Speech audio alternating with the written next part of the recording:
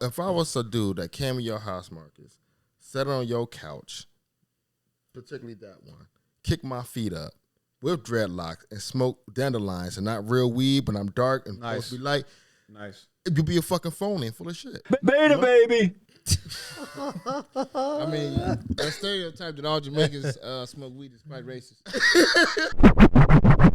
What's the guy's name again? Mark Curry. Mark Curry. Yeah. Hanging with Mr. Cooper. I went back and watched show? a good couple of episodes, maybe the first season, and then I went back and watched the first season Steve Harvey show, and goddamn. He did.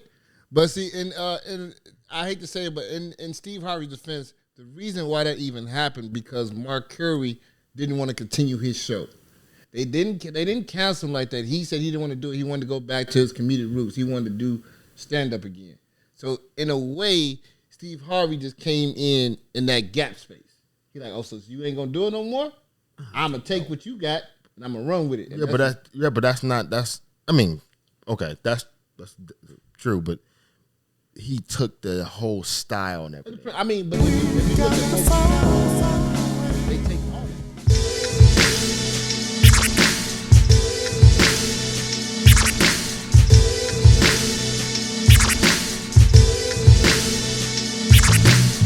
Okay, so what's up, guys? Chicago Black Delegation podcast, and we want to give our take on the Katt Williams situation, man. This has definitely been a conversation that has been sweeping the internet, or taking the internet by storm. Shay Shay in this podcast, this is clearly isn't this not the biggest interview on podcast history right now? What, Hey, the I second think most so, important? man. Yeah. Shout out Shay Shay. Yeah, Man, that shit broke the internet for real. Man. It went pretty damn crazy, and everybody has something to say about it. And because Katt Williams had a lot to say about it, for our coverage is going to be a little bit. I think it's going to be a little bit different than most other people's. I think I would rather talk about something about that I've heard in this podcast that I believe can a lot more black people can kind of take something home from, right? So all this stuff about keeping a virgin booty hole and all these other rumors going on with these celebrities and stuff like that. There's only so much you can do with that. There's only so much the average black American can do with that information, right? Yeah. So I think one thing that a lot of black people do share in common is the ability to laugh, right? The ability to tell jokes. And I think Katt Williams has something very important to say to all of our aspiring comedians and amongst the black community. You feel me? So let's check it out. Said he was supposed to play Money Mike and you were supposed to play Santa Claus. An outright lie. So that he knows is a lie. So why would he say it? Because he's a liar. Nobody knows why liars lie. And that's why I had to come on the program. Cedric did the same thing. Cedric told you when you asked him, did you steal Katt Williams' joke? Yeah. He said, it don't line up. How it don't line up that I did it on TV in 2018? You came to see me at the Comedy Store do it in 2019 and then did it on the Kings of Comedy. Like, what doesn't line up? This is a televised joke that Mark Curry helped me punch up and get to the level that it was. The same Steve that went to go watch Mark Curry do his whole sitcom and then stole everything Mark Curry had. Now Steve got a sitcom where he the principal and he wear a suit and then he gets this high top fade, making all black men think he got the best lineup in the business. And it's a man unit. Then you ask it, why you not a movie star? I didn't want to be a movie star. This the same Negro that hated on Bernie with this same thing. I didn't want to be a movie star. No, you couldn't be a movie star. There are 30,000 new scripts in Hollywood every year. Not one of them asks for a country bumpkin black dude that... I think I missed this. Hold on, man. I think I started wrong. This is the wrong part. You don't like that nigga Steve, man. Yeah, that was an accident. My bad. Did he talk about Cedric? Yeah, he did. Yeah, he went to He Cedric. talked about him. He did. Okay. All that went past. Oh, my bad. So, all right. Man. I was doing two things at once. So what y'all think about What y'all think about this whole aspect of because y'all know what Cedric's response to that was, right? He ain't Right. Katt Williams ain't making no spaceship joke last time I heard. You feel me? That's essentially all he really said, right? Mm-hmm. Was that just cope, or did he have a point? What y'all take on that? He's full of shit. He stole the man's joke. Yeah, it was clearly kind of stolen, and then it was kind of He reinvented the last part. Right. Only thing he changed was the car to a spaceship. It was That's the it. same Right. joke. Yeah. I mean, in any school, when you write an essay, that's plagiarism, my boy.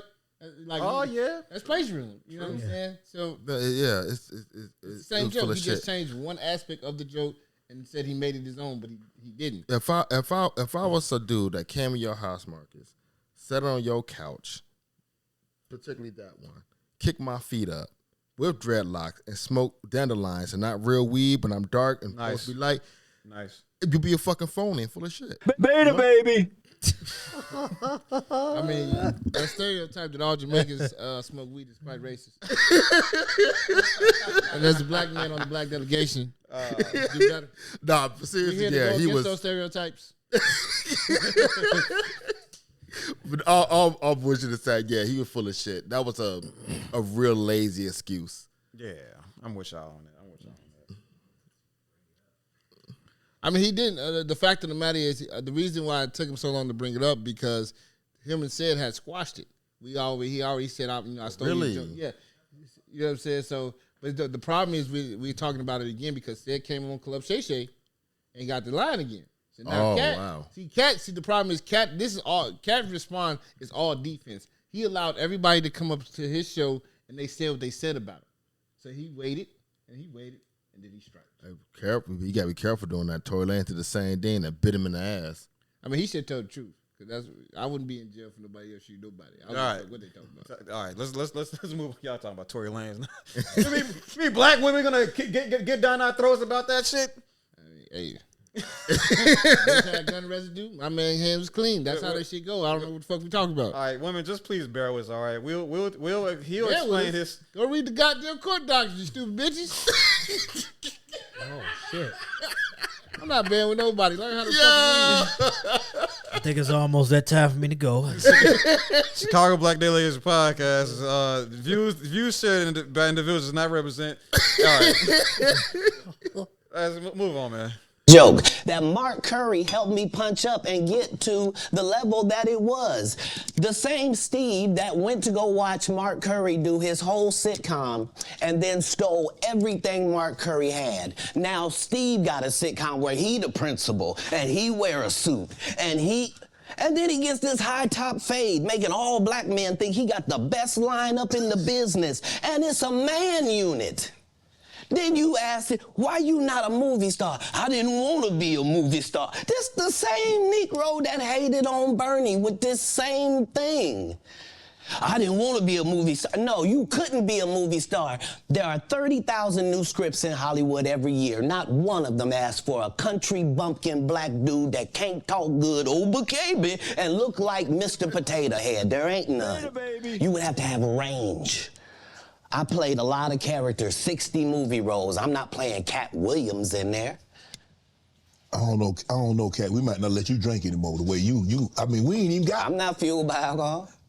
I've had a sip, less than you. The truth don't need motivation. I'm just saying I can't let these dudes lie. Cedric. So, I think we got the pretty much gist of that there.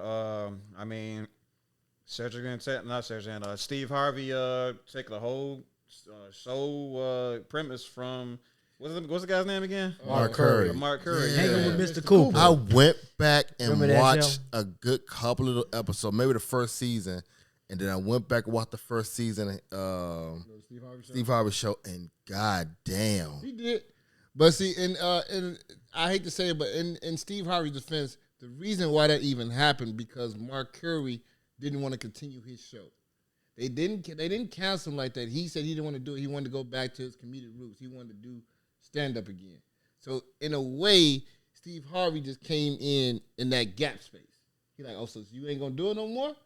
I'm gonna take what you got and I'm gonna run with it. And But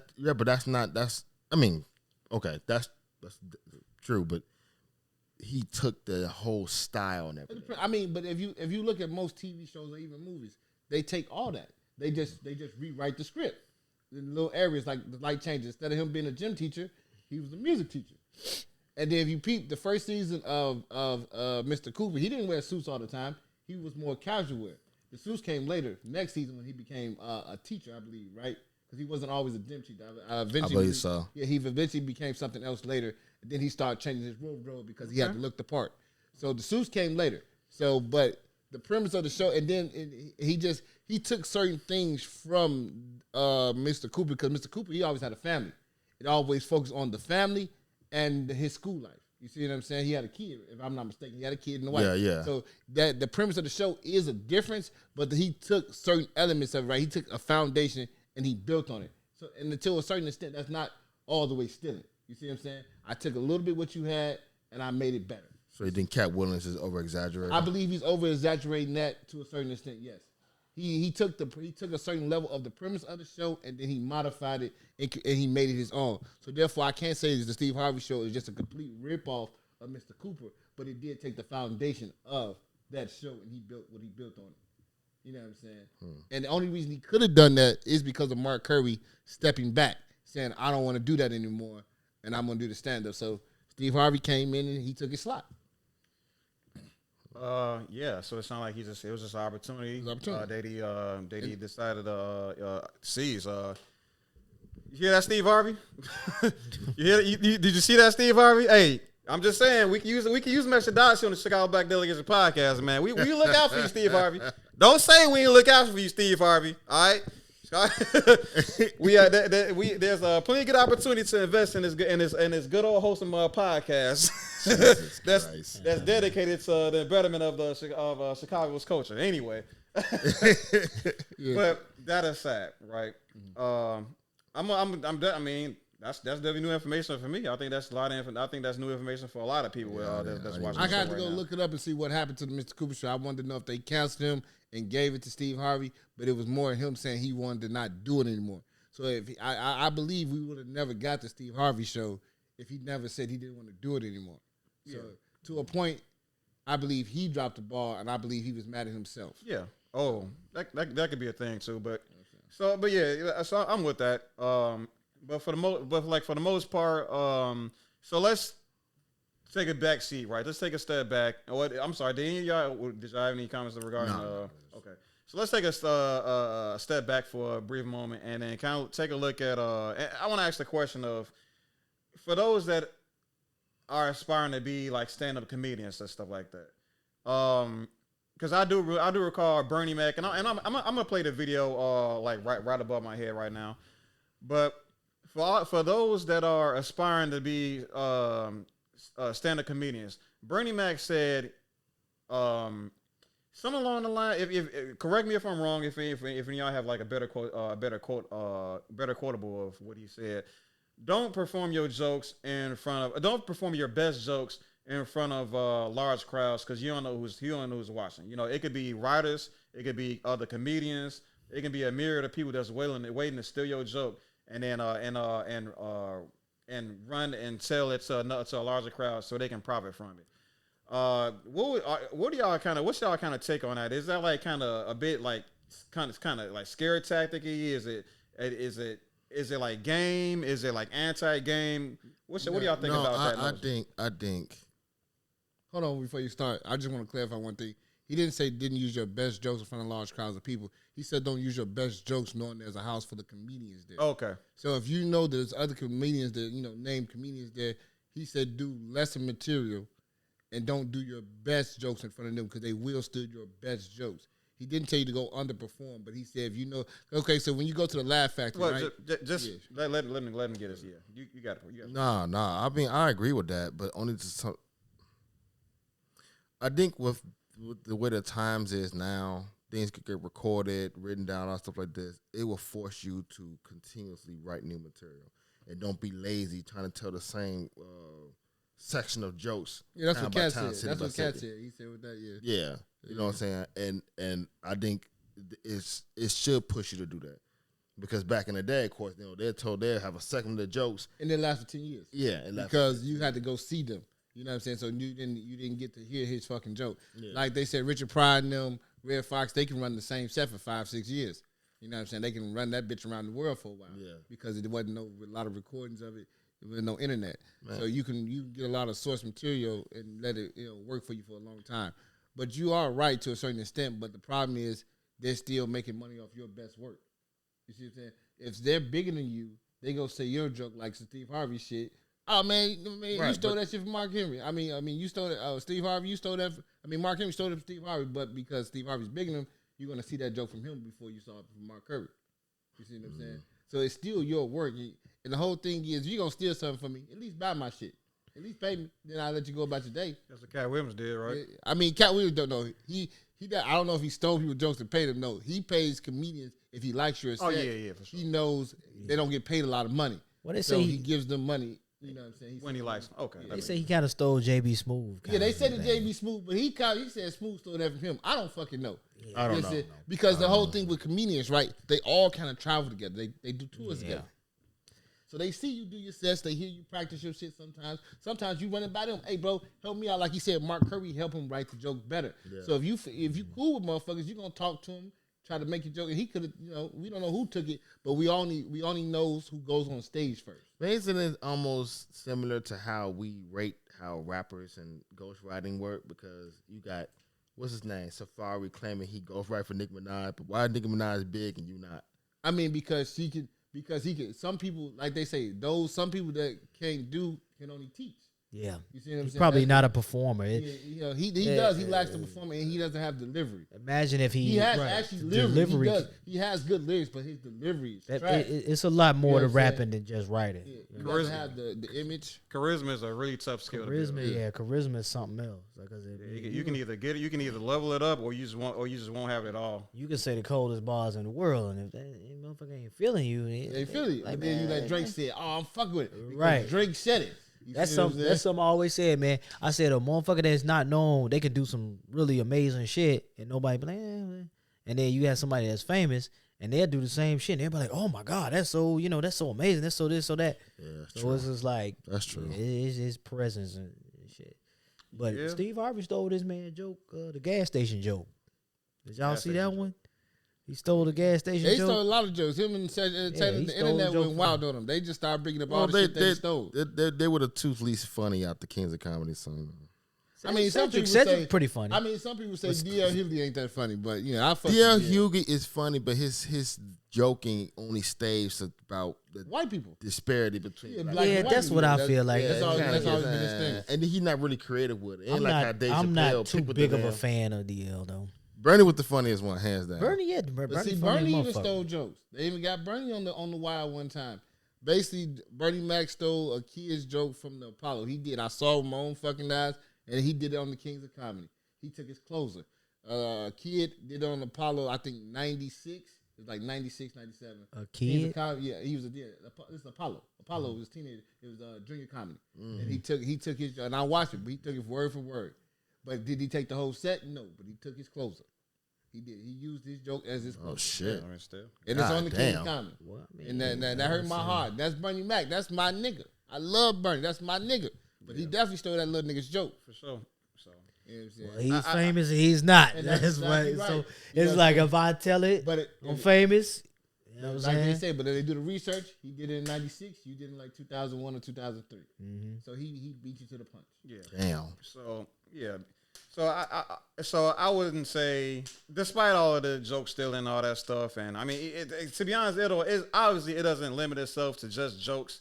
There's like entertainment in general, like people just kind of be they steal, snatching, stealing from each other. It's just that's just part of entertainment. It's about who can deliver whatever's being presented the best a lot of the time, unfortunately.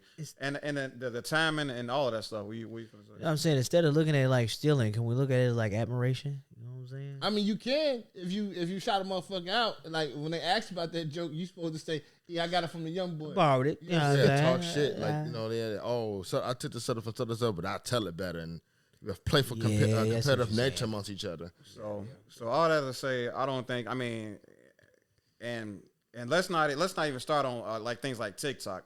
Black people are creating dances. Yes. Black people are doing like a lot of trendy new things on things like TikTok, And it's getting then stolen. other cultures are coming in and They profit. And I getting think more. the off problem of is- and they repurposing it and they profiting from it. You gotta. I mean, I was about to say the same thing. The problem is that you stealing my shit. You making my money. If you gonna steal something from me, you gotta cut me in. Goddamn it. Some Yeah, and man. that- Shit. If you and want it's to not- make wrong, but how does that work though? So if you're doing something and you doing it for a certain amount of time, and you make let's say, what's something stupid I could do? Let's say you make $10 every time you do a dance on TikTok, and then I see you do it, and I be like, okay, I'm gonna do it, but now I'm making $30. Well, then my problem, you fucking suck. It's not that I don't. I don't suck. think it's sucking. It's the algorithm, right? So it's- this is right. This is what TikTok does.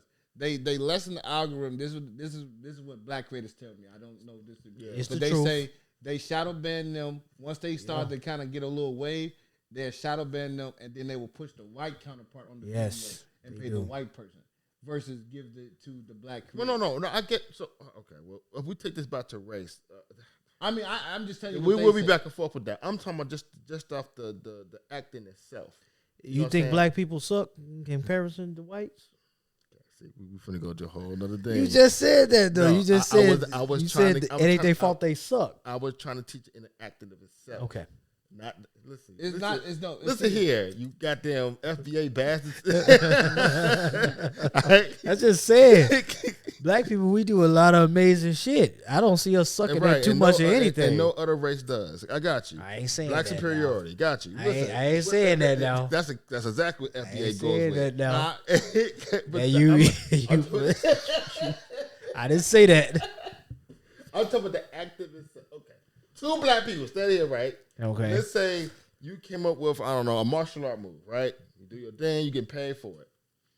I take that move and perfect it. No, you didn't perfect it. You just did the same move, but you reached it with a lot Right. of origin. Yo, Okay, now hold on. You, no, you, hold on. you Wait. haven't. Now, what you saying is fine. I hear what you're saying. But when me and you had the disparity when it comes to Madam C.J. Walker, the thieving bitch that took somebody else's fucking shit and claimed it was hers, you talking was about the all, parent, right? oh my God, it's not the same. She took it and perfected it so it makes it hers. Hold on, But hold now on. you're taking a whole different stance. No, stop. But I'm saying though, if you change the dance move, right? Say you take my base to the dance move, then you add your own to the dance and make a whole new dance, then it's yours. You made a new substance.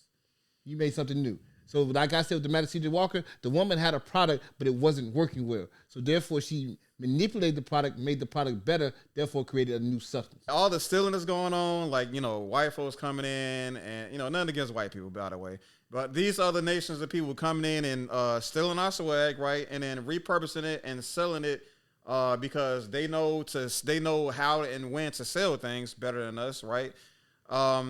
Still, don't get discouraged. If you truly believe you have something great in your head, and that you want to express it, and you think it's gonna like truly change things and make things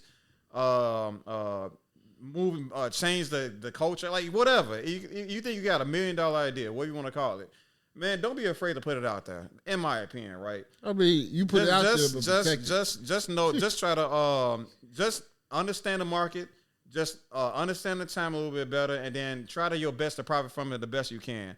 And I would maybe even throw out a couple of patents or something. You got something to add? No, I'm just saying you can put it out there. I'm just saying, but just protect your ideas when you put it out there. Just don't put it out patents there. and Yeah, stuff like 100%. Yeah, so just protect your shit. You know what I'm saying? You gotta just say you agree with me sometimes, man. You be killing me, man. All right. All right, it's been Scott Black Delegation Podcast.